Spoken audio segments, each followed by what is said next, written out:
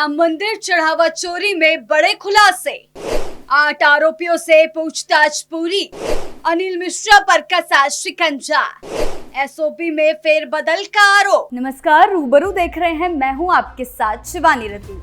राम मंदिर चढ़ावा चोरी कांड में 8 आरोपियों से हुई पूछताछ के बाद अब जांच की आंच सीधे ट्रस्ट के पूर्व सदस्य डॉक्टर अनिल मिश्रा तक पहुंचती हुई दिख रही है, जहां गिनती कक्ष की जिम्मेदारी के बावजूद उन पर लापरवाही और एसओपी में फेरबदल के आरोप लगे हैं। वहीं परिसर पर दबदबा रखने वाले मुख्य आरोपी टिन्नू ने अपने भतीजे के जरिए चोरी का पूरा नेटवर्क फैला रखा था, जिसकी काली कमाई लग्जरी गाड़ियों, शेयर मार्केट और ब्याज के धंधे में खपाई जा रही थी। तो यानी कि अब ये साफ तौर पर नजर आ रहा है कि किस तरह से लगातार पूरा गैंग काम कर रहा था। अब अनिल मिश्रा कैसे फंस रहे हैं, कैसे उन पर कार्रवाई होगी और आगे चलकर क्या कुछ और चीजें सामने आ सकती हैं। पुलिस को टिन्नू और मनीष के रिमांड से क्या कुछ सामने आया था, आइए जानते हैं विस्तार से।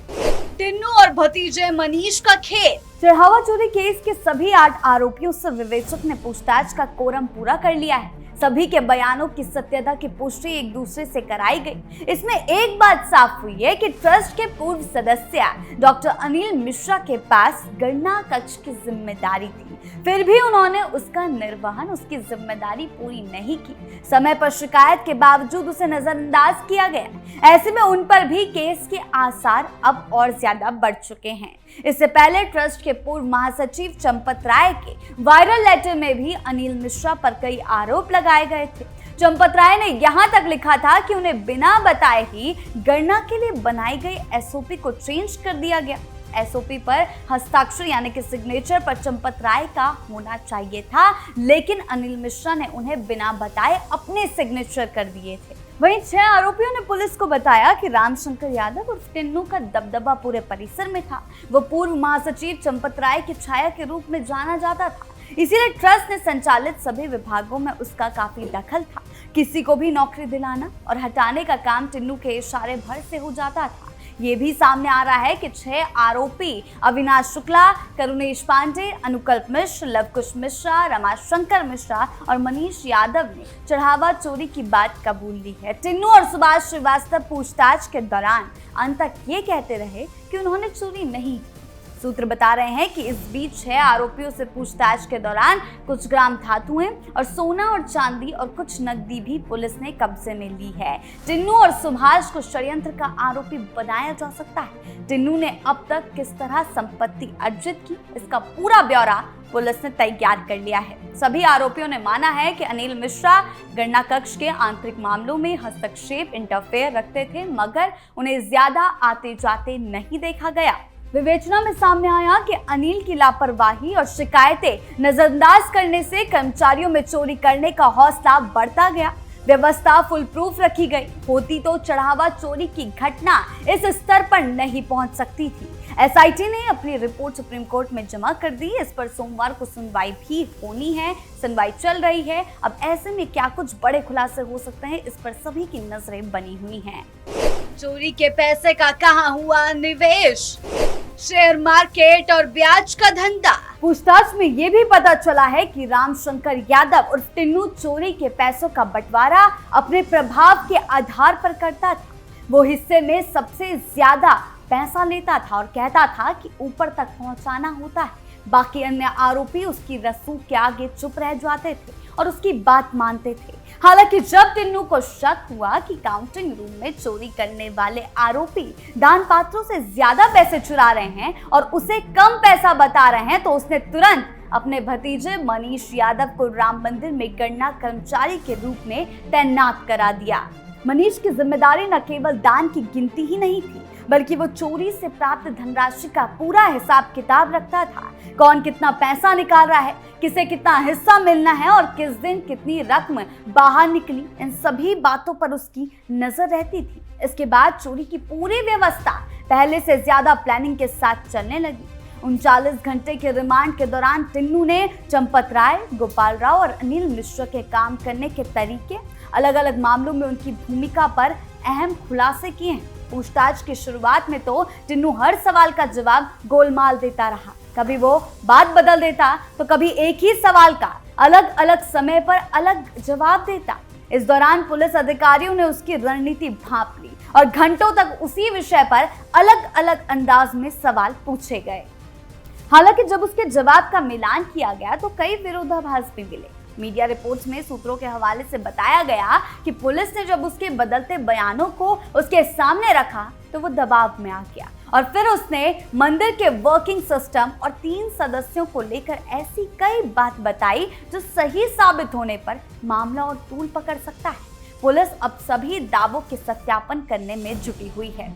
राम मंदिर चढ़ावा चोरी मामले की जांच में लगातार हर दिन नए खुलासे हो रहे हैं। पुलिस कस्टडी में 39 घंटे की पूछताछ के दौरान आरोपी रामशंकर यादव और टिन्नू और मनीष यादव से जो जानकारियां मिली है उसके आधार पर पुलिस ने बड़ी कार्रवाई की। बीती रात करीब 3 बजे पुलिस टीम दोनों आरोपियों को लेकर राम जन्मभूमि परिसर के पास स्थित उनके आवास पहुंची, जहां तलाशी अभियान के दौरान लग्जरी गाड़ियां, नकदी और निवेश से जुड़े कई अहम दस्तावेज बरामद किए गए।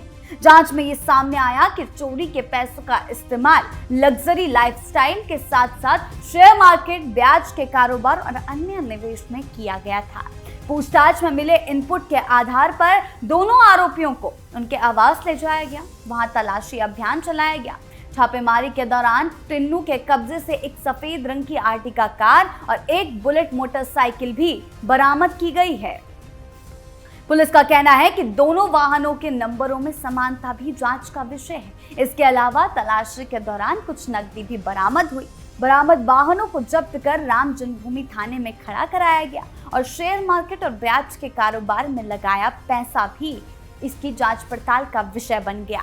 जांच के दौरान पुलिस को ऐसे दस्तावेज मिले हैं जिनसे संकेत मिलता है कि चोरी के पैसों का इस्तेमाल केवल निजी खर्च तक नहीं था, बल्कि उससे अलग अलग जरिए से निवेश भी किया गया। पुलिस के अनुसार अब तक की जांच में कई चीजें बरामद या जब्त की गई हैं। आपको बता दें 3-4 पहिया वाहन, एक बुलेट मोटरसाइकिल, सोने के महंगे आभूषण, प्रॉपर्टी, अन्य निवेश से जुड़े दस्तावेज, ब्याज पर दिए गए पैसों का हिसाब किताब, शेयर मार्केट में निवेश से संबंधित दस्तावेज, इन सभी पहलुओं की वित्तीय जांच भी अब की जा रही है। राम मंदिर जैसे देश के सबसे महत्वपूर्ण धार्मिक स्थलों में हुई इस चोरी ने सुरक्षा व्यवस्था और मंदिर प्रबंधन को लेकर कई सवाल खड़े किए हैं। पुलिस ने इस मामले में गिरफ्तार सभी आरोपियों को रिमांड पर लेकर पूछताछ कर ली है। पूरी जांच एजेंसी अब ये पता लगाने में जुटी है कि इस पूरे गिरोह में और कौन कौन लोग शामिल थे और चोरी का पैसा किन किन जरिए से निवेश या छिपाया गया।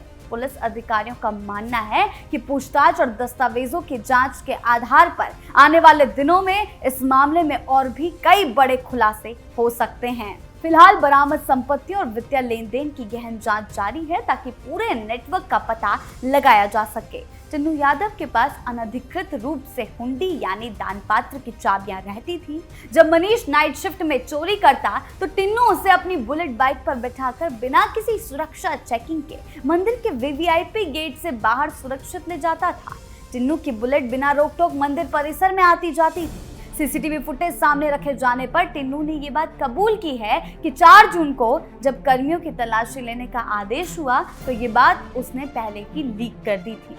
इस सूचना के आधार पर अनुकल्प मिश्रा ने हड़बड़ाहट में 2,25,000 रुपए की चोरी की रकम को मंदिर के बाथरूम में छिपा दिया। मनीष यादव ने भी स्वीकार किया है कि वो चोरी का सारा पैसा अपने चाचा टिन्नू को ही लाकर सौंपता था। जेल प्रशासन के अनुसार सभी आरोपियों की हर एक गतिविधि पर नजर रखने के लिए विशेष टीम तैनात है। पूरी बैरक 24 घंटे सीसीटीवी कैमरों की कड़ी निगरानी में है। जेल अधीक्षक का कहना है कि सभी बंदी पर हर समय कैमरों की लाइव फीड में रहते हैं और सुरक्षा की हाई लेवल समीक्षा के लिए जरूरत पड़ने पर किसी भी समय इन सीसीटीवी फुटेज की रीचेकिंग की जाती।